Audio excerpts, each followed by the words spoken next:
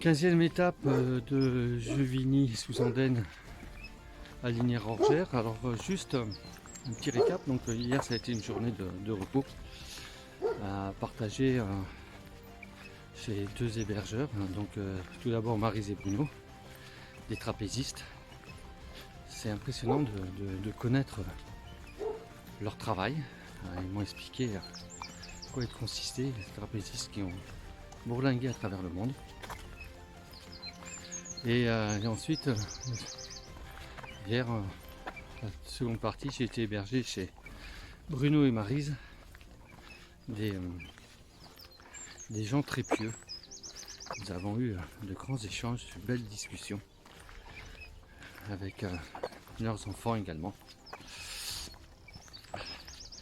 Donc hier c'était journée de repos qui était prévue, qui était calée. C'est bien tombé puisque ça a été une grosse journée orageuse. Donc l'orage a bien tourné autour d'où j'étais, mais il a frappé quand même assez fort l'Orne, le département de l'Orne. Et ce matin, on a regardé avant de partir l'air météo et donc c'était une étape de 27 km qui était prévue. Et en fonction de la météo et des indices de météo agricole qui étaient annoncés, les orages devraient revenir fin de matinée, tout début d'après-midi. Donc j'ai pris la décision par mesure de sécurité de me faire télétransporter, pour reprendre l'expression de Lionel là, qui est marché dans le massif du Carrousel et qui a pris la décision lui aussi de se faire télétransporter. Voilà. Donc non, je me suis fait emmener à moitié chemin. Donc j'ai gagné à peu près 14 km, ce qui me permettra d'arriver logiquement avant l'orage, avant que l'orage n'éclate. Durant cette journée, donc lorsque je suis arrivé à Juvigny, il y avait une réunion organisée en mairie où il y a en présence de, bien sûr, monsieur le maire, des élus, certaines personnes des associations locales, et puis il y avait madame Sylvie Serret, conseillère départementale, et madame Nathalie Goulet, sénatrice de la République. Madame Sylvie Serret très touchée, très sincère sur le message que je voulais faire passer, puisque elle connaît bien le problème. En revanche, j'étais assez déçu malgré son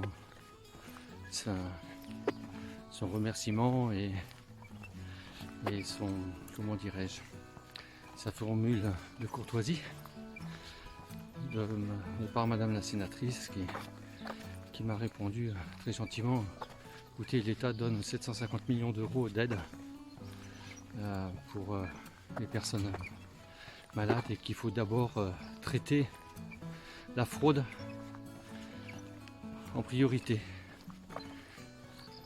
Bon, j'étais un petit peu, on n'a pas tout à fait tort, mais j'étais un petit peu déçu dans ses propos. Alors certes,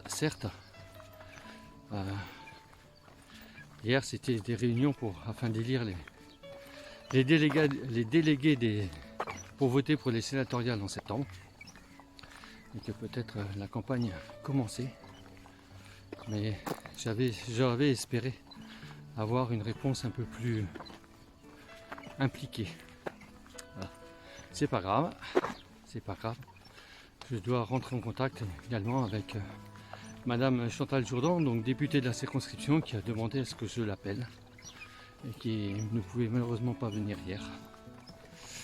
Donc je vais tâcher de l'appeler dans la journée et je verrai l'échange que l'on aura. Donc pour l'instant il fait bon, il fait même lourd, il fait moite, normal, hein, avec la pluie qui est tombée.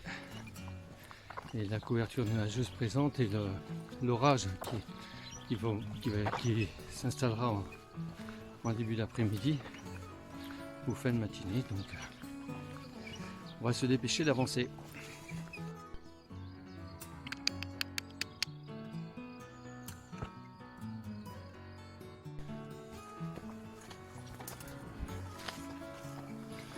J'ai retrouvé le GR22. Il est un petit peu moins dégagé que la partie que j'ai faite avant-hier.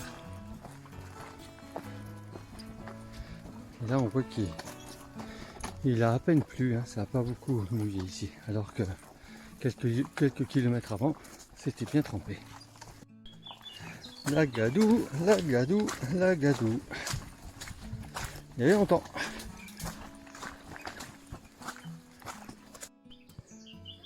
Ah, j'avais le choix, c'était soit la route soit le GR. J'ai pris le GR. Et punaise. Je suis en train de faire des kilos de boue au pied.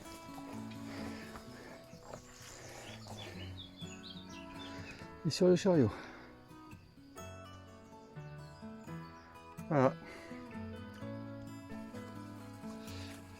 Donc là je viens de quitter l'Orne. Et je fais une petite incursion en Mayenne. Alors, je suis sur le GR22. Et comment dire, ben là j'ai une petite bosse petite grimpette à monter. C'est un peu vertical. Donc j'ai ouvert ma sarienne pour me protéger des tiques parce que je suis passé dans les sous-bois et dans les friches, donc pour éviter que les tiques tombent sur la tête. Voilà. Bon, ben on continue hein, sur le 22.